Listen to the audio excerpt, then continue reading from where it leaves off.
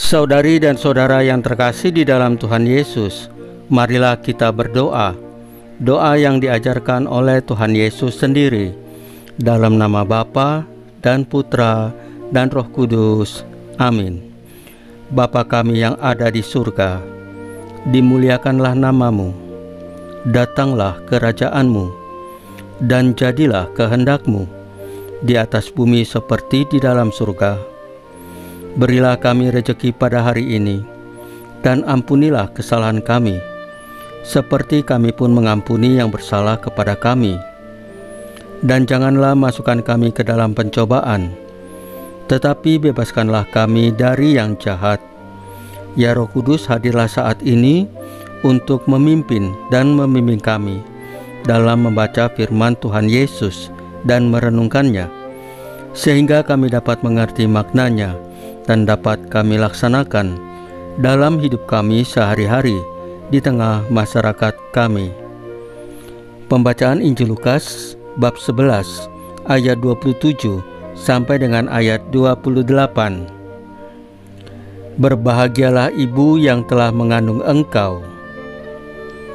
Pada suatu hari, ketika Yesus sedang berbicara kepada orang banyak, berserulah seorang wanita dari antara orang banyak itu dan berkata kepada Yesus, "Berbahagialah ibu yang telah mengandung dan menyusui engkau." Tetapi Yesus bersabda, "Yang berbahagia ialah mereka yang mendengarkan sabda Allah dan memeliharanya." Demikianlah sabda Tuhan. Terpujilah Kristus.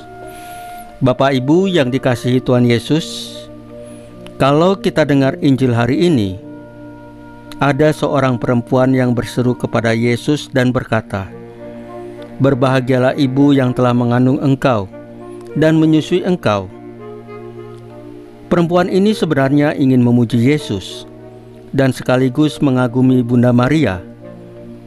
Namun Yesus menjawab dengan kalimat yang luar biasa sangat dalam. Yang berbahagia ialah mereka yang mendengarkan firman Allah dan yang memeliharanya.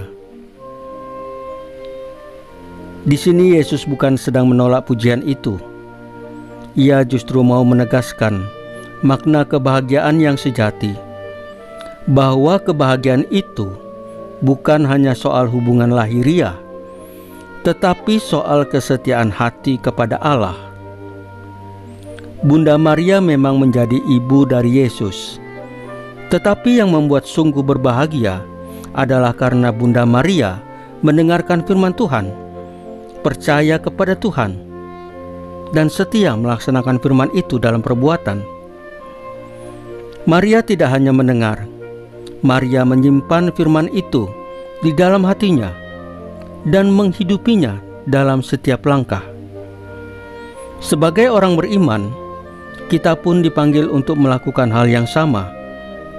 Kita mendengarkan sabda Tuhan bukan sekedar untuk tahu, tetapi supaya kita bisa hidup di dalamnya. Ini bukan hanya soal pengetahuan, tetapi soal perubahan hati. Bagaimana firman Tuhan itu membentuk cara kita berpikir, berbicara, dan bertindak. Dalam kehidupan sehari-hari, mendengarkan firman Tuhan artinya membuka hati di setiap situasi di mana Tuhan mau berbicara kepada kita. Kadang lewat orang di sekitar kita, kadang berbicara lewat anak-anak kita, kadang Tuhan berbicara lewat pengalaman baik suka ataupun duka, bahkan berbicara lewat hal-hal kecil yang sering kita abaikan. Memelihara firman Tuhan artinya menyimpan firman itu di hati dan menjadikannya panduan hidup. Kalau kita marah, kita belajar mengendalikan diri. Kalau ada masalah, kita berdoa sebelum mengambil keputusan. Kalau melihat orang susah, kita tergerak untuk membantu, bahkan tanpa diminta. Itulah tanda bahwa firman Tuhan sudah hidup di dalam diri kita, di dalam hati kita. Bapak Ibu yang dikasihi Tuhan Yesus, sebagai pengikut Kristus, kita semua adalah saksi iman. Kita mewartakan Tuhan bukan hanya dengan kata-kata, tetapi dengan perbuatan dan cara hidup kita. Kalau kita hidup setia, sabar, jujur, dan penuh kasih, orang lain akan melihat Tuhan lewat diri kita. Dan disitulah kita akan mengalami kebahagiaan yang Yesus janjikan, yaitu berbahagia karena mendengarkan dan melaksanakan firman-Nya. Saudari dan saudara yang terkasih di dalam Tuhan Yesus, marilah kita berdoa. Ya Tuhan Yesus, kami ingin belajar seperti Bunda Maria, mendengarkan firman-Mu, percaya pada rencana-Mu, dan melaksanakan kehendak-Mu dengan setia. Ketika kami mulai kehilangan arah, tuntunlah kami kembali kepada kasih-Mu. Salam Maria, penuh rahmat, Tuhan serta-Mu. Terpujilah Engkau di antara wanita, dan terpujilah buah tubuh-Mu Yesus. Santa Maria, Bunda Allah, doakanlah kami yang berdosa ini, sekarang dan waktu kami mati. Ya Tuhan Yesus, tambahkanlah iman kami hanya kepadamu saja, karena hanya Engkaulah Tuhan dan Juru Selamat kami satu-satunya, tidak ada yang lain.